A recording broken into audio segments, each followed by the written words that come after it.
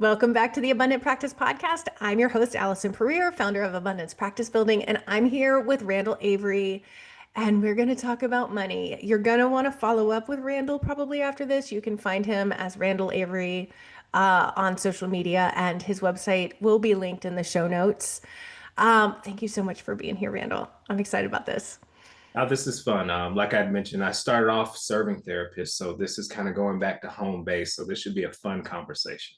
Yeah, yeah. So there's a lot of head in the sand action that happens with therapists around money. Yes. Before we started recording, we were talking about how once therapists are making money, sometimes they just like don't want to look at it. They don't know when to pay themselves. They don't know what fees to set. There's just this very different relationship with money as business owners than they might have had as agency workers.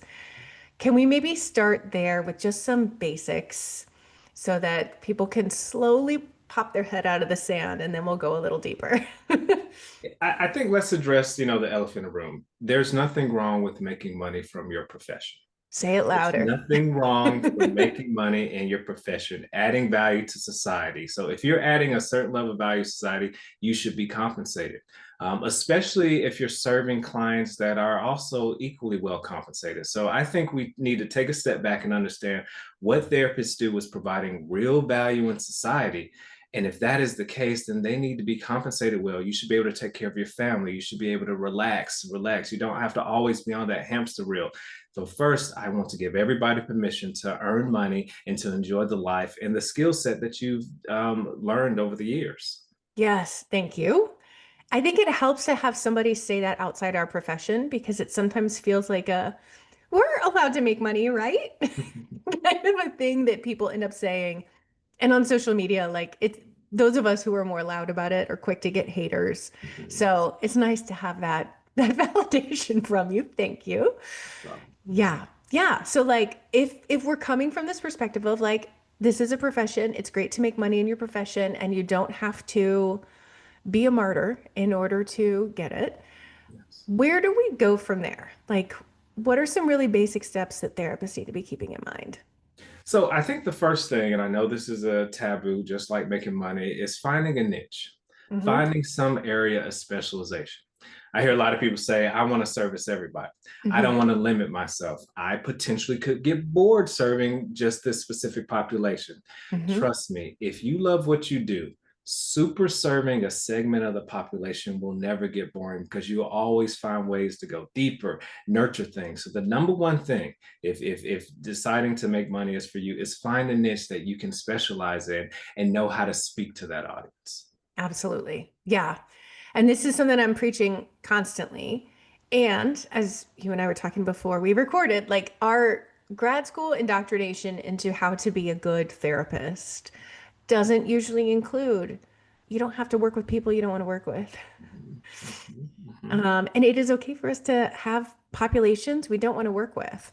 Sometimes that comes from a lot of our own unhealed pain. Sometimes it comes from not feeling competent. Sometimes it feels comes from just like it's just not a fit personality wise, and that is okay.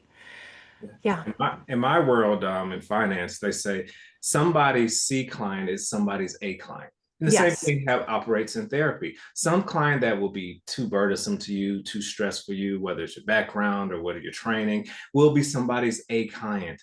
Let that client or that patient go to the place where they will be best serviced. I don't Mhm. think we have to strudge and struggle with serving people who we might not be doing the best for them. Absolutely. I had a group of therapists once, and one of them was like, well, my niche is like everybody else's. I want like really motivated, like really like people who want to do the work and they're blah, blah, blah, blah, blah. And one person in the group was like, ugh, boring. I love the challenge of somebody that I've got to get to that place of wanting to do the work. So we're quick to make assumptions sometimes about, well, if I don't like this client population or this presenting concern, I don't feel competent with it. Nobody else does either. When there are people who are like, gosh, if only I could have a caseload full of those folks. Spot on, 100% agree. Yeah. So we've got, this clarity around niche is important. Marketing is important. And that's going to differ person to person about and population to population about what's going to work best. Yes. And in the meantime, I'm assuming Mhm. They're getting these clients, they're making this money.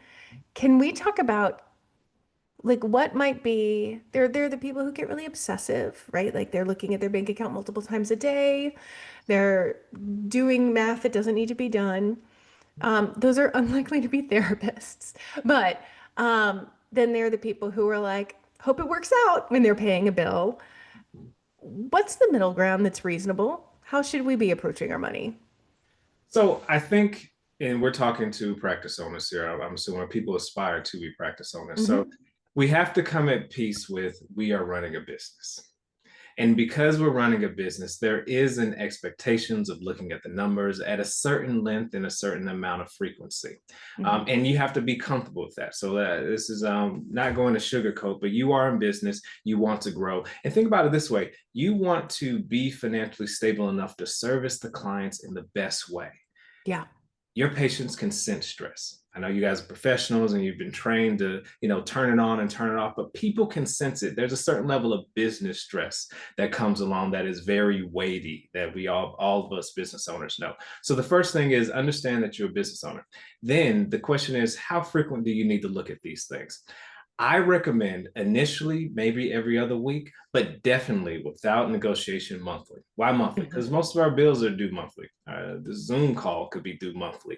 Calendly scheduling is due monthly. Your regular bills are due on a monthly basis, and you want to make sure you have the funds in place to cover those expenses. Absolutely. It's interesting the kind of guilt around money that so many therapists feel when they first start to get it and how that leads to them not looking at it. Mhm. Um, and then they end up spending because they're like, well, I'm actually making a ton of money, so maybe I'll get a new laptop and maybe I'll get this training that's like $2,000 and maybe I'll do this or that. And then all of a sudden their EHR bill bounces. And it's because they're not looking at it and being planful about it because being a steward of your money is important. Mhm. Mhm. And Yeah. there's actually two sets of books. So you have your business books and your personal books. And it's Yeah. so tempting to convolute the two. It's like, Uh-huh. oh, I had an amazing month. That means I could buy a new TV. No, your Mhm. business, I think something people need to understand is your business needs to be reinvested in, just like you as an individual need to be reinvested in. We talk about self-care, we talk about vacations. Well, your business also needs to be massaged in self-care. You mentioned purchasing a new laptop. It could be purchasing a new CRM. It could be another video camera. Different things need different investments. So make sure you're keeping separate books because your business, which is going to be your baby, has needs, has wants, desires. And I think a key thing is experimentation. One way to keep your business fresh and fun is to have the funds in place to experiment and try different things. And I don't think that can be discounted enough. Right, right. And I see that a lot with therapists and trainings, right? They're like, oh, I'm going to learn this new modality. And sometimes I think that they are trying to feel competent Yes. by taking like training after training after training and trying to feel good enough for what they're billing when they were good enough to bill it to begin with, or people wouldn't keep coming back. So it's it's interesting how the psychological side of our own self-worth and money end up colliding in this way that forces personal development if you're willing to start looking at it. Mhm. Yeah, I think, like I said, the trainings are important. Don't get me wrong. You want to be competent in what you do and super serve, Hmm. but you also have to be competent in the actual service of them. Yeah. Think about how your patient feels when they enter your office or enter a Zoom call, how they feel when they exiting. What does the follow up look like? I think studies need to be done on those elements because that's really is going to get the word out about your services, how that patient feels in the moment. Hmm. Yeah. And you had mentioned something about like making sure, um, there are going to be unexpected things that happen and making sure your business is separate from your home finances and that there's cushion there. And I think about, so I live in Asheville, North Carolina. We had Hurricane Helene come through and destroy most of our town. We didn't have power or water for 2 months. It was like a thing. And what I saw amongst so many of my business owner friends, including therapists, is there wasn't enough of a cushion in that business to sustain them. And so they're traumatized and they're grieving, and maybe they've got a ton of repairs they have to pay for at home that insurance didn't really pay for much around here. So they've got this intense financial stress. And their clients are spread out. You know, they're not going to Zoom. There's no water at the office. They don't want to pee into a bottle. You know, like there's just a whole situation where the people that had savings specific to their business and savings in their life were in a much less stressed out position than the people who were going and like staying with their in-laws because that's where the internet was and they could make more consistent income because they needed to. Like we have to have cushions to have any sort of peace. Yes. And I like I said, I work with in practice owners in general. So that includes attorneys, accountants, things like that. And I tell them all the time, you are not a professional unless you have a cushion, 3 to 6 months worth of living expense. And if you're a business owner, you need to have 3 to 6 months worth of business operating expense within your business. And Hmm. why is that? We all think we're good people. But you'll be Hmm. surprised how ethically compromised you can be because financial stressors happen. And a Hmm. lot of my studies on this came, I used to work in internal audit, and really it's about checks and balance and what motivate people to commit fraud. And you'd be Hmm. surprised, like good people with good intentions, if there's Rufus Link, is there a baby crying in the room? If you're about to get evicted, what you would do to make sure those things don't happen. So to prevent that, play a little bit of defense, have that cushion in your personal life, have that cushion in your business life, so you won't have to compromise. You won't have to say, well, patient, you need to come back twice a week when you probably know that may not be the best thing, but you can rationalize in your mind, well, more therapy is good therapy when they may need to take time to digest some of those conversations.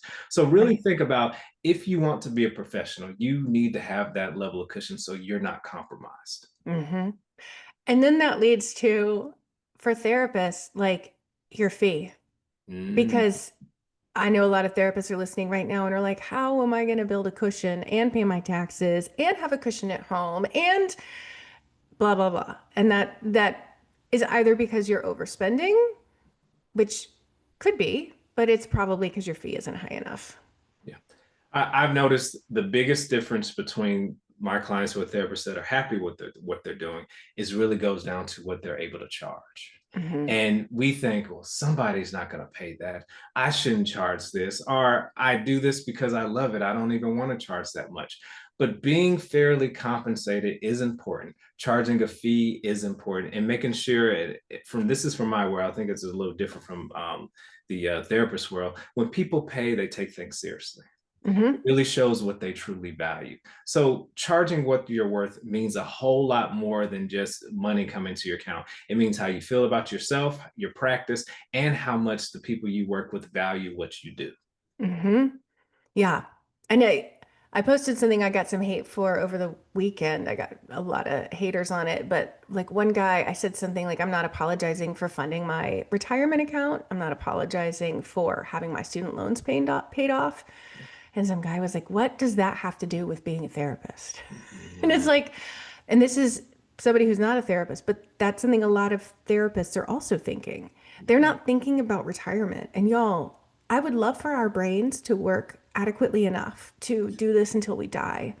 But that's even if our bodies could do it, our brains can't. It's just too much. We have to have retirement. And I personally didn't want to die with student loans if I didn't have to. So I made that a priority too. And the assumption that that's just like we're going to die with our student loans and we'll figure out our retirement later is something that really scares me in our profession. I agree. And I think therapists, they have to go through undergrad, they have to go to master's, some get their PhD, and they have additional studies. So Mhm. what it is, they're kind of anchored into that profession. Mhm. And a lot of that anchor sometimes have to do with they feel financially trapped. I have to earn so much money to justify all this schooling and student loans I've accumulated over the years. But if you Mhm. take your finances seriously, charge a fair rate, and be compensated well, I feel like you can spread yourself out a little bit more. Maybe you want to write that book. Maybe you want to do that research. Maybe you want to specialize in a completely different area, but still leverage your learning and skills. That Mhm. doesn't happen until you reach a level of financial security. So I think I recommend take yourself out of it personally, but think about the good you can do to society, your client base, and your family when you think about pricing your services. Absolutely. Yeah. And it's interesting, like you talk about like having a fair rate. Yeah. And when therapists hear that, they think a fair rate doesn't include them putting into retirement every month, them taking care of themselves with vacations and things like that. But a fair rate includes those things and needs to be like that calculation needs to happen, not just looking at what people around you charge, but looking at what it costs for you to live your life. Yeah, what I've seen is that um, therapists will anchor to what the insurance is willing to compensate them for. Hmm. And I understand most therapists will start off on insurance panels until they, if they decide to go private practice or fee only, and they anchor to that amount. And they say, okay, well, they're paying me 120 per hour. Maybe I go 140. Maybe I go, but there's nothing wrong with going to 200, 300, Hmm. 400 if you're providing the value that necessitates that fee level and Right. serving a client base who can afford it sustainably. Hmm. Absolutely. And having amazing referrals for those that are like, oh, I can't afford that on the phone. Yes. Yeah, I see that as 100% part of our job is knowing the great people in our state that can provide this like a great level of care for people at a reduced rate, taking insurance, etc. Yeah. Yeah. And so like can we talk a little bit about investment because Mhm. I think that this is an area a lot of us aren't taught unless we came from families that were able to teach it to us. Mhm. Um, and I think people shut down. Like, I'm thinking about my typical head in the sand therapist. When you start talking about the word investment or um, even retirement, like, I don't even know what a 401(k) is, that kind of thing. Um, People start to shut down. Can you give us just like the tiniest primer, like most accessible, like we're 5 years old? Yeah, yeah. So we hear this all the time. They say pay yourself first. But Mhm. what does that mean? Does that mean that goes into a savings account? Does that mean that goes here? Pay yourself first really means when we talk about retirement planning is to automate your savings. So what does that mean? You can set up an automation to transfer money from your checking account or your business account directly into an investment account. So if you work for an employer, usually they have a 401(k). So that would be the automatic investment of paying yourself first. But when you're self-employed, things can get a little bit complicated. The simple way, if you're just starting out, is maybe open up a Roth IRA and begin transferring money into there. Okay. If you want to go a little bit more advanced, you could do a SEP IRA. And if you go even more, it's a solo 401(k). But the simple thing is open up account, use one of the discount brokerage firms. So that's Charles Schwab, Fidelity, and Vanguard, and just transfer. It could be a small, start out small, $50 a month.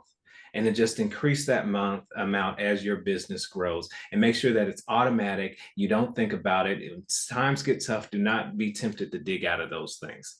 And if you're not a big finance, like investment guru type person, just do it with something called a target date retirement fund. And the target date retirement fund is a fund that is estimating you're supposed to retire at this year, and it's going to allocate that amount for you. So that's really the simple money. Do automatic contributions into your account and just invest in the target date retirement fund that matches when you would like to retire.